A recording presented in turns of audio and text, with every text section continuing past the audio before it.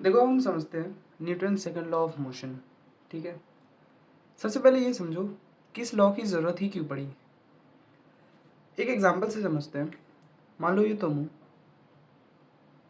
ये एक बॉक्स है। ठीक है, ये एक छोटा सा बॉक्स है। फिर से ये तुम हो, ये एक बड़ा सा बॉक्स है। ठीक, अब देखो तुमने सेम फोर्स लगाया, एफ यहाँ भी, एफ यहाँ भी। ठीक है, तो इस बॉक्स को तुमने अपनी जगह से हिला दिया, लेकिन इस बॉक्स को तुमने अपनी जगह से नहीं हिला पाए। ऐसा क्यों हो गया? देखो फोर्स सेम है लेकिन रिजल्ट अलग अलग आया। क्या रिजल्ट आया? तुमने इसको मूव कर दिया, इसको मूव नहीं कर पाया। ठीक है, नॉट मूव। ठीक, तो इसका आंसर सिंपल है, ऑब्जेक्ट का मास डिफरेंट है। ठीक है, मान लो ये कुछ एम मास का था, स्मॉल एम, ये कुछ कैपिटल एम मास का था।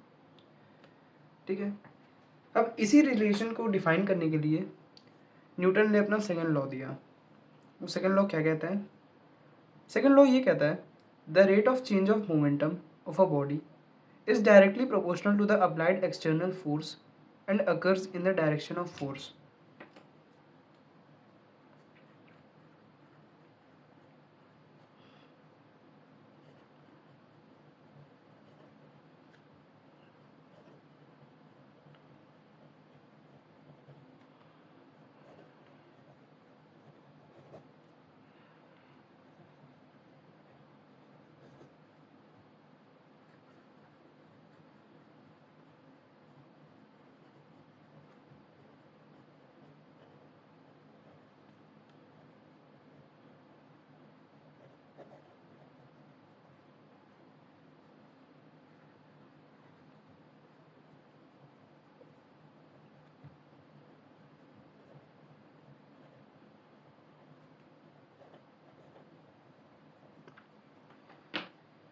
तो देखो ये कहता है न्यूटन का second law, the rate of change of momentum of a body is directly proportional to the applied external force and occurs in the direction of force. इसको अगर मैथमेटिकली लिखें, मैथमेटिकली इसको लिख सकते हैं F is directly proportional to rate of change of momentum upon, ठीक है, rate of change of momentum dp upon dt।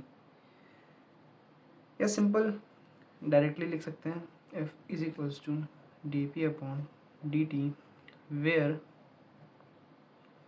जो F है, F is equals to net external force. ठीक है, अंडरलाइन कर लो, नेट एक्सटर्नल फोर्स। और P क्या है? P है मोमेंटम। ठीक है, देखो हम समझते हैं मोमेंटम क्या होता है। ठीक, मोमेंटम सिंपली मोमेंटम कुछ नहीं होता। मोमेंटम होता है quantity of change, quantity of motion, sorry. ठीक है, P is equals to M V. यहाँ M क्या है? M है मास और V है वेलोसिटी। मतलब कोई मास कितनी वेलोसिटी से मूव कर रहा है उसी को हम लोग कहते हैं मोमेंटम। इसकी यूनिट क्या होती है? यूनिट होती है kg मीटर पर सेकेंड। ठीक है, kg मीटर पर सेकेंड। एक और चीज़ जो मोमेंटम होती है, मोमेंटम एक इज अ वेक्टर क्वांटिटी।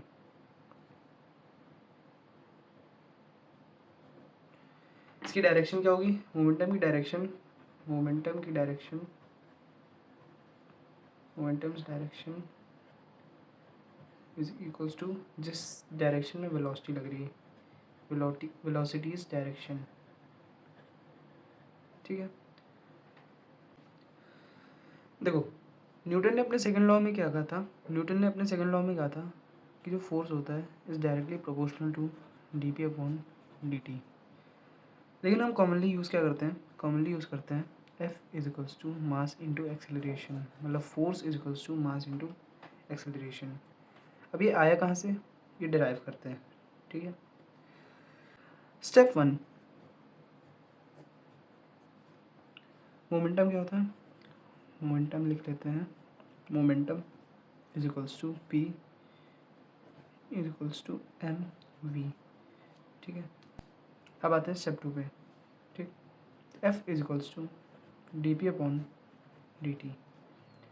तो क्या लिख सकते हैं, F is equals to D P कितना होता है, एम वी होता है, तो M V upon D T. अब मास कांस्टेंट है तो मास को बाहर निकाल लेंगे, तो F is equals to M D V by D T. अब आप सबको तो ये पता होगा ना D V by D T होता क्या है। Step 3, D V by D T, D V by D T होता है rate of change of velocity is equals to acceleration. Force कितना आ गया, F is equals to M D V upon D T, इसको लिख सकते हैं M into ए। ये होता है आपका Newton's second law, F is equals to M A, ये होता है Newton's second law. Most commonly हम लोग यही यूज़ करते हैं। अब जे के लिए कुछ इम्पोर्टेंट चीज़ है,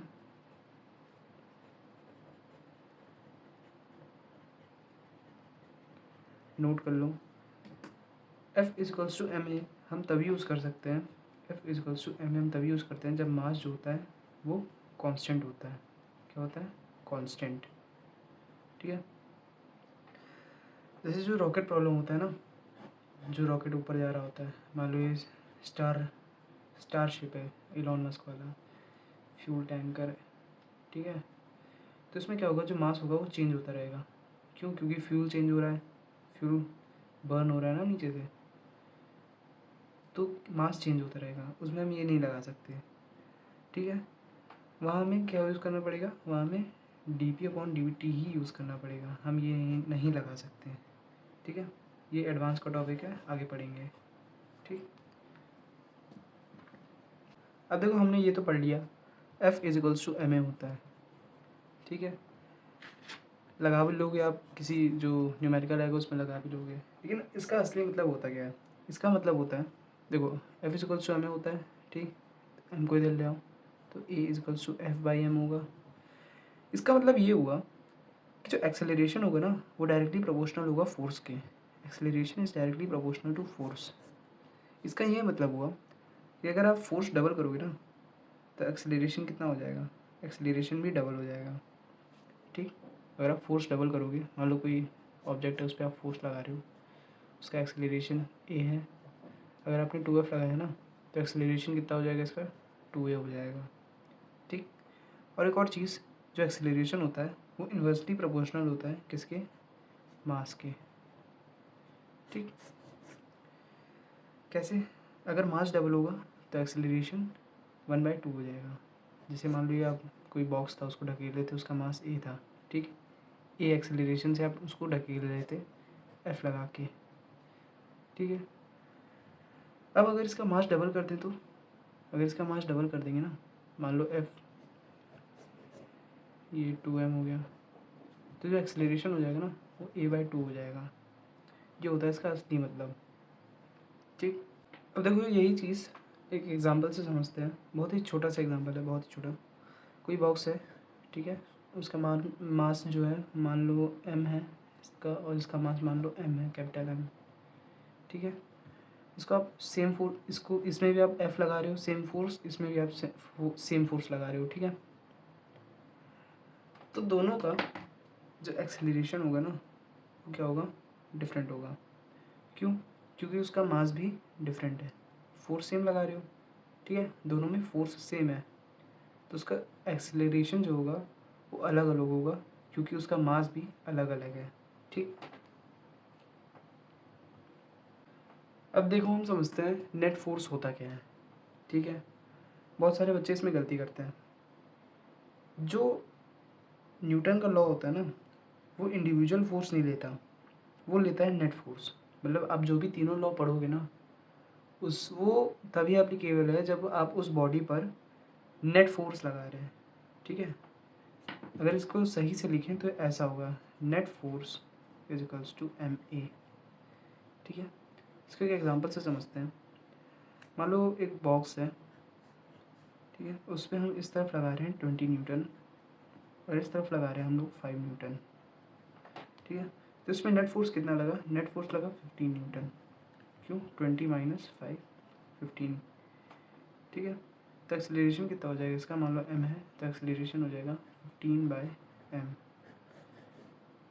हम लोग नेट फोर्स निकालेंगे, ये नहीं कि हम लोग सीधा कर दिए इस पर फोर्स लग रहा है 20 तो 20/m उसका एक्सेलरेशन आ जाएगा, ये रॉन्ग है, ठीक, ये रॉन्ग है।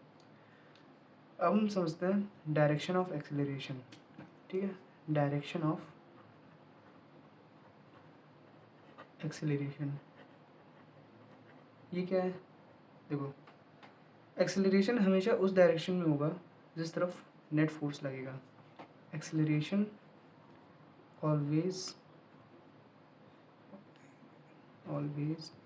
नेट फोर्स की डायरेक्शन में लगेगा, ठीक है। एक्सेलरेशन हमेशा नेट फोर्स की डायरेक्शन में लगेगा, इसको नोट कर लो, ठीक है। देखो हम समझ लेते हैं Newton second law as vector equation. अगर एक्स डायरेक्शन में फोर्स लग रहा है तो एक्स डायरेक्शन में लिखेंगे along the X direction, X axis जो फोर्स होगा वो क्या होगा, sigma F X is equals to M A X, ठीक है। अगर हमें वाई एक्सिस में लिखना होगा तो वाई एक्सिस में लिखेंगे, वाई एक्सिस में हम लोग लिखेंगे sigma F Y is equals to M A Y, ठीक है। सेम जेड एक्सिस के लिए लिख लेना आप, sigma F Z is equals to M A Z, ठीक है। अब हम देखते हैं SI unit of force, SI unit of force क्या होती है, देखो F is equals to M A होता है, ठीक है। तो इसकी यूनिट क्या हो जाएगी, यूनिट हो जाएगी एम क्या है, एम कैसे रिप्रेजेंट करते हैं एम को रिप्रेजेंट करते हैं केजी से, एक्सेलरेशन को करते हैं मीटर पर सेकंड स्क्वायर से, ठीक है। इसकी एसआई यूनिट को हम लोग कहते हैं न्यूटन, ठीक है। अब देखो एक न्यूटन को क्या बोल सकते हैं, ये पूछते हैं स्कूल वगैरह में पूछ लेते हैं। देखो एक न्यूटन को हम लोग कहते हैं force required to produce 1 metre per second square acceleration in a 1 kg mass. इसका मतलब ये होता है कि कोई एक ऐसा, मान लो एक ब्लॉक है जिसका वेट है 1 kg, ठीक है, मास है जिसका 1 kg, उस पर एक्सेलरेशन लग रहा है 1 मीटर, उस पर एक फोर्स लग रहा है 1 न्यूटन का। तो ऐसा फोर्स जो किसी 1 kg मास को मूव करे और उसका acceleration 1 metre per second square कर दे, उसका वो फोर्स कहलाता है 1 न्यूटन, ठीक है। ऐसा फोर्स जो 1 kg मास पे लगे और उसका acceleration 1 metre per second square हो जाए, ठीक है, उसको कहते हैं 1 न्यूटन। ऐसा फोर्स जो एक 1 kg मास पे लगे और उसका एक्सेलरेशन हो जाए 1 मीटर पर सेकंड स्क्वायर, उसको कहते हैं 1 न्यूटन, ठीक है। इसकी डायमेंशन देख लेते हैं, डायमेंशन होती है इसकी, दिख रहा है, हाँ, डायमेंशन होती है इसकी ML/T-2, ठीक है। देखो अब हम समझते हैं क्या वेट भी एक फोर्स है, हाँ देखो वेट जो है वो एक फोर्स है। ये अर्थ है, अर्थ पे एक ऑब्जेक्ट रखा है m मास का, ठीक है। तो अर्थ क्या करेगी, इस m मास के ऑब्जेक्ट को अपनी तरफ पुल करेगी, खींचेगी, ठीक है। कौन से एक्सेलरेशन से, g एक्सेलरेशन से। तो कितना फोर्स लगा उस ऑब्जेक्ट पे, F is equals to mg, ठीक है।